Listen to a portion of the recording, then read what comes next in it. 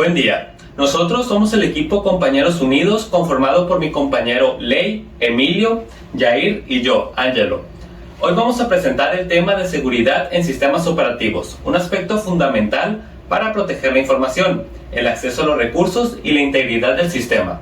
Analizaremos cómo los sistemas operativos implementan mecanismos de protección, controlan permisos y evitan amenazas que podrían comprometer los datos o el funcionamiento del equipo. Nuestro objetivo es explicar de manera clara por qué la seguridad es una parte esencial en cualquier entorno computacional moderno. En la era digital actual, proteger la información ya no es un lujo, sino una necesidad. Cada día los sistemas operativos enfrentan diferentes amenazas, como ataques, errores humanos, malware o accesos no autorizados. Por eso, hoy les voy a explicar el concepto y los objetivos fundamentales de la protección y seguridad basada en la programación. Un tema que actualmente se destaca como la primera línea de defensa en un sistema. Ahora, según la información actual, la protección y la seguridad en la programación consiste en implementar técnicas, reglas y mecanismos dentro del software para evitar accesos indebidos, modificar datos, bloquear ataques y garantizar que el sistema funcione correctamente. En pocas palabras, significa programar pensando en la seguridad desde el inicio. La idea es que el software no solo funcione, sino que también sea resistente frente a amenazas. Esta protección abarca el control de quien accede, qué puede hacer cada usuario, cómo verifica la identidad de los usuarios y cómo evita que la información se filtre o se modifique sin permiso. Es un ataque preventivo, diseñar sistemas que no solo reaccionen ante los ataques, sino que eviten desde su estructura. Objetivos de la seguridad.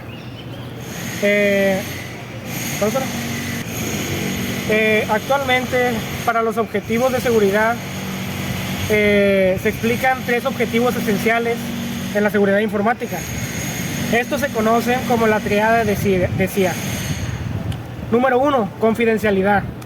La confidencialidad busca que la información solo pueda ser vista por personas autorizadas. Esto evita filtraciones, accesos indebidos o que los datos sensibles caigan en manos equivocadas. Un ejemplo sería que solo el usuario dueño de una cuenta pueda ver su contraseña o sus datos personales. El número 2 es la integridad. La integridad significa que los datos no pueden ser modificados sin su permiso. Deben mantenerse su exactitud y su estado original. Esto es esencial en base de datos, transacciones bancarias o sistemas de control, donde un cambio mínimo puede generar problemas enormes. Va a la disponibilidad. La disponibilidad implica que los usuarios autorizados puedan tener acceso a los servicios cuando los necesiten. Esto significa que los sistemas deben estar activos, funcionales y protegidos contra ataques como DOS, fallas de hardware o errores humanos. En pocas palabras, de nada sirve tener un sistema seguro si nunca está disponible. Ahora, ¿qué relación tienen estos 3 objetivos? En esta presentación se menciona que estos pilares son interdependientes. Si falla uno, el sistema deja de ser seguro. Por ejemplo, si un sistema con alta confidencialidad pero nula disponibilidad es inútil, y uno disponible sin integridad es riesgoso. Ahora, ¿por qué estos objetivos son importantes? Estos objetivos son la base de cualquier estrategia de seguridad moderna. Un sistema que cumple con la triada CIA protege los datos de usuarios, evita daños económicos, legales y reputacionales, brinda apoyo y estabilidad, confianza a empresas y personas. Además, en exposiciones anteriores, estos objetivos son los que guían funciones como autenticación, autorización, auditoría y cifrado. Esto ha sido todo por mi parte, los dejo con mis compañeros. Muchas gracias. Ahora hablaré sobre la clasificación aplicada a la seguridad en sistemas operativos y así como las funciones principales del sistema de protección. Estos conceptos son fundamentales para entender cómo se defiende un sistema frente a amenazas, fallos o accesos no autorizados, ya que la seguridad no depende de un solo mecanismo, sino de varias capas que trabajan juntas para anticipar, detectar y corregir problemas. Bueno, la primera categoría son los controles preventivos. que se enfocan en evitar que un ataque llegue a suceder. Dentro de esta capa están herramientas como los firewalls, que filtran el tráfico para bloquear conexiones riesgosas, o las políticas de acceso, que definen quién puede entrar al sistema y qué acciones puede realizar. Por ejemplo, si un usuario intenta instalar un programa desconocido o acceder a una carpeta restringida, las medidas preventivas pueden detenerlo antes de que cause algún daño. En pocas palabras, estos controles buscan cerrar las puertas antes de que un atacante pueda entrar. Luego pasamos a los controles detectivos, cuyo objetivo es identificar incidentes cuando ya están ocurriendo o justo después. Aquí destacan los sistemas de monitoreo y las auditorías de logs. Un ejemplo típico es cuando se detectan múltiples intentos fallidos de inicio de sesión. Esto puede significar que alguien está tratando de adivinar una contraseña. También se pueden detectar actividad inusual, como la modificación repentina de archivos importantes. Los controles detectivos no detienen el ataque directamente, pero sí ayudan a descubrirlo a tiempo para tomar medidas rápidas. La tercera categoría son los controles correctivos, los cuales se activan una vez que el incidente ya ocurrió. Su función es minimizar el daño y restaurar el sistema. Algunos ejemplos son las copias de seguridad, las cuales permiten recuperar archivos que fueron dañados o eliminados. Los planes de respuesta ante incidentes, que guían los pasos a seguir cuando surge un problema serio. Por ejemplo, si un equipo se infecta con malware, un control correctivo podría ser aislar a la máquina, restaurar archivos desde un respaldo y reconfigurar el sistema para volver a un estado seguro. Estos controles permiten que la operación continúe sin perder información importante. Ahora hablemos de las funciones del sistema de protección, que complementan estas capas. La primera es la autenticación, que se encarga de verificar la identidad del usuario. Esto puede incluir contraseñas, códigos de verificación o métodos biométricos como las huellas digitales. Sin autenticación no habría forma de controlar quién accede realmente a los recursos del sistema. Y la segunda función es el cifrado, que transforma la información para que solo pueda ser leída por personas autorizadas. Por ejemplo, si un archivo cifrado es robado o interceptado, no podría ser entendido sin la clave correcta. Y este proceso protege tanto los datos guardados en el disco como la información que viaja por la red. Y la tercera función es la autorización, que define los permisos que tiene cada usuario o proceso. Aunque dos usuarios puedan autenticarse correctamente, quizás uno solo puede abrir archivos, mientras que el otro puede administrarlos o modificarlos. Esta función evita que se realicen acciones que podrían poner en riesgo la estabilidad del sistema. Y finalmente está la auditoría, que registra actividades importantes para posteriormente analizarlas. Y gracias a estos registros es posible identificar comportamientos extraños, reconstruir lo que ocurrió durante un incidente y reforzar las políticas de seguridad. Por ejemplo, si un usuario accede repentinamente a información que no debería de ver, la auditoría lo registrará y permitirá actuar antes de que el problema crezca. Y en conjunto, estas funciones y controles forman un sistema de protección completo. Cada capa cumple una parte del trabajo: prevenir, detectar, corregir y supervisar. Al combinarse, permiten que los sistemas operativos mantengan la integridad, la disponibilidad y la confidencialidad de la información, incluso frente a amenazas cada vez más complejas. Y dándole seguimiento a lo que les comentaba mi compañero de las funciones de seguridad, ahora quiero que veamos, más bien que entendamos cómo todo esto se orquesta en la práctica. Porque en la vida real no basta con solamente tener todos los usuarios y contraseñas, se necesita tener una estructura lógica, una estructura que define exactamente hasta dónde puede llegar el acceso de cada quien. Aquí es donde entra mi parte, que les voy a presentar a continuación. Se llama la matriz de acceso. Si se fijan, pueden ver que esta es una de las herramientas más fundamentales que tenemos para poder controlar toda la seguridad interna. Imaginen una hoja de cálculo enorme con todos los permisos que tiene cada quien, que nada más aparece qué puede hacer, qué no puede hacer, que es un concepto muy complicado. En las filas se ven los sujetos, son los usuarios que están activos o los procesos que van a intentar hacer algo en el sistema. En las columnas son los objetos, estos son los recursos que se tienen que proteger. Archivos, carpetas, dispositivos de entrada y salida, pueden ser muchísimas cosas. Cada celda es el cruce de una fila con una columna. Esto es un derecho de acceso. Aquí es donde especificamos si el sujeto A puede leer, escribir, ejecutar el objeto B. Esto es lo que se llama granualidad, que no es un simple de que, pues sí, tienes acceso, no tienes acceso. Es más bien tienes acceso para ver, pero no para tocar. Pues tienes acceso para tocar, pero no para eliminar. La diapositiva aquí menciona algo clave, que es que una matriz es la base de un control de acceso robusto. Sin embargo, implementarlo pues requiere una planificación pues muy cuidadosa, muy específica, y si se falla, pues no solo podríamos darle permiso administrador a un proceso, deja tú los usuarios, un proceso que solo debería poder leer un archivo de texto, y esto se crea una brecha de seguridad muy grande. El objetivo siempre es minimizar los riesgos, limitando los permisos al mínimo necesario. Dando un paso atrás, las matrices de acceso controlan todo lo que pasa cuando el sistema ya funciona. Pero, ¿qué pasa cuando la construcción misma del software? Pues se tiene que entrar a la protección basada en el lenguaje. Como dice la presentación, en la era actual, la elección del lenguaje y las prácticas de codificación determinan mucho, ya que pues no basta con poner un antivirus al final y ya quedamos.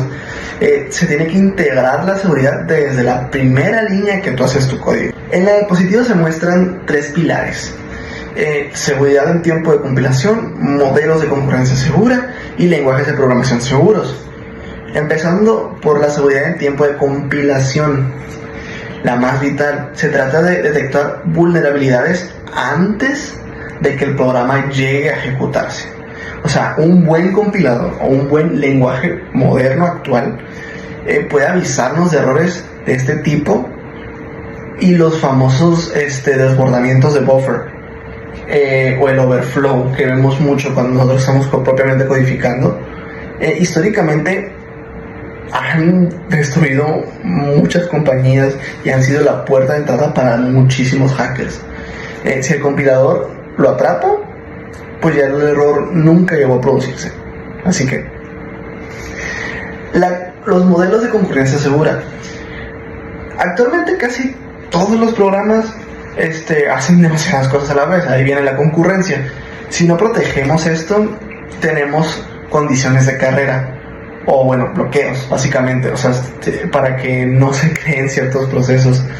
La protección basada en lenguaje busca asegurar que cuando dos procesos intentan tocar el mismo dato al mismo tiempo, la integridad de esta información se mantenga intacta para evitar cualquier problema. Y por último, los lenguajes de programación seguros. Se habla mucho, es mucha tendencia actualmente hablar de lenguajes como Rust o Go, porque estos lenguajes fueron diseñados de forma casi inherente para reducir los fallos, a diferencia de lenguajes más antiguos donde el programador tenía que gestionar más bien manualmente la memoria y muchas veces se equivocaba porque somos humanos. Estos lenguajes ya gestionan la seguridad ya dentro de su propio diseño. Bueno, yo les voy a hablar sobre 2 temas esenciales dentro de la seguridad en los sistemas operativos, que estos son el cifrado y la validación y las principales amenazas que pueden afectar a un sistema. Estos temas son muy importantes porque hoy prácticamente todo lo que hacemos depende de la tecnología, desde comunicarnos y estudiar hasta trabajar o manejar información personal. ¿Por qué estos temas son tan importantes? Porque actualmente guardamos en nuestros dispositivos y en la nube datos como contraseñas, fotografías, conversaciones, documentos importantes e incluso información financiera. Mientras más usamos la tecnología, más atractivo se vuelve para los atacantes y más posibilidades hay de que intenten robar nuestra información, alterar el sistema o acceder sin permiso. Por eso los sistemas operativos necesitan medidas que aseguren tres cosas fundamentales. Primero, que la información sea confidencial, que mantenga su integridad y que esté disponible cuando la necesitemos. Para lograr estas tres cosas entran en juego el cifrado y la validación. Primero, el cifrado es una técnica que transforma la información normal en un mensaje que nadie puede entender sin la clave adecuada. Esto es como convertir los datos en un idioma secreto. Si alguien los intercepta, no podrá leer nada. El cifrado se usa en muchísimas cosas que hacemos diariamente. Por ejemplo, cuando enviamos mensajes, cuando iniciamos sesión en alguna página web, cuando nos conectamos a una red Wi-Fi o incluso cuando desbloqueamos el celular. Y existen dos tipos principales de cifrados. El primero es el cifrado simétrico, que utiliza una sola clave tanto como para cifrar como para descifrar. Esto es más rápido, más eficiente y es ideal para archivos y grandes cantidades de datos, pero si la clave se filtra, la seguridad se pierde por completo. Segundo, tenemos el cifrado asimétrico. Este usa dos claves diferentes, una pública y una privada. La clave pública se puede compartir, pero la privada nunca. Este tipo es muy útil en comunicaciones seguras como HTTPS en los navegadores. Gracias al cifrado, aunque alguien logre obtener nuestros datos, no podrá interceptarlos. Bueno, seguimos con el tema de validación y amenazas al sistema. La validación es el proceso que permite verificar si un usuario o un programa tiene permisos para ejecutar una acción. Por ejemplo, el sistema valida quién eres cuando ingresas tu contraseña o tu huella, y también valida qué puedes hacer. Si puedes instalar programas, modificar archivos o acceder a ciertas carpetas, etc. Incluye mecanismos como la autenticación, los permisos, los roles de usuarios y las políticas de seguridad. Aún así, los sistemas operativos están constantemente expuestos a amenazas, como pueden ser los malware, virus, troyanos, ransomware o spyware, que pueden robar información o dañar el sistema interno. La ingeniería social, cuando los atacantes engañan a los usuarios para que entreguen datos como contraseñas. El acceso no autorizado es cuando alguien intenta entrar al sistema sin permiso. Fallas o vulnerabilidades son los errores del sistema que pueden ser aprovechados por estos atacantes. Las aplicaciones no confiables, estas pueden ejecutar acciones sin que el usuario se dé cuenta. Bien, una validación estricta ayuda a reducir estos riesgos porque evita que procesos desconocidos se ejecuten o que usuarios sin permisos accedan a la información sensible. Y bien, la relación entre estos ambos dos temas es la siguiente. El cifrado y la validación no funcionan por separado, sino que se complementan completamente. El cifrado protege la información tanto como viaja por la red como cuando está guardada. Y la validación asegura que solo los usuarios y procesos autorizados pueden acceder a dicha información. Si un sistema no valida bien quién entra, un atacante podría ingresar haciéndose pasar por el mismo usuario. Y si no existe el cifrado, incluso con una buena validación, la información podría ser robada o interceptada. Por eso, en conjunto, estos mecanismos permiten garantizar la seguridad del sistema operativo, protegiendo la confidencialidad, la integridad y la disponibilidad de los datos. Para finalizar esta unidad, hemos visto que en un mundo completamente digital, la seguridad ya no es un complemento, sino una necesidad que debe integrarse desde la base misma del desarrollo de software. Primero, entendimos la importancia de la tríada CIA, que es confidencialidad, integridad y disponibilidad, que funcionan como los pilares que sostienen cualquier sistema seguro.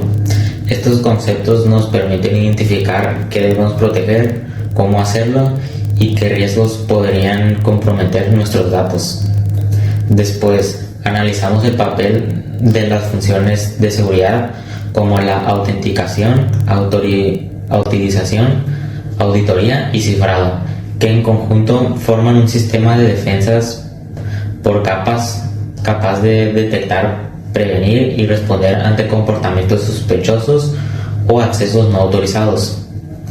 También profundizamos en el uso de matrices de acceso que nos permiten organizar de manera precisa quién puede interactuar con qué recursos, logrando un control granular y reduciendo la exposición a riesgos. En cuanto a las amenazas, revisamos ataques comunes como inyección SQL, XSS, DOS, malware y ingeniería social, y la reconocimos como ninguna protección es completa si no existe una validación constante mediante análisis estático, dinámico, revisiones de código y pruebas de penetración. Finalmente, abordamos el papel cifrado, tanto simétrico como asimétrico, y el uso de funciones hash, entendiendo que sin las herramientas sería imposible garantizar la privacidad y la integridad de la información en entornos modernos. En resumen, esta unidad nos mostró que la seguridad no es un paso final, sino un proceso continuo que comienza desde la programación misma. Proteger un sistema implica diseñar con responsabilidad, validar constantemente y mantenernos actualizados frente a las nuevas amenazas.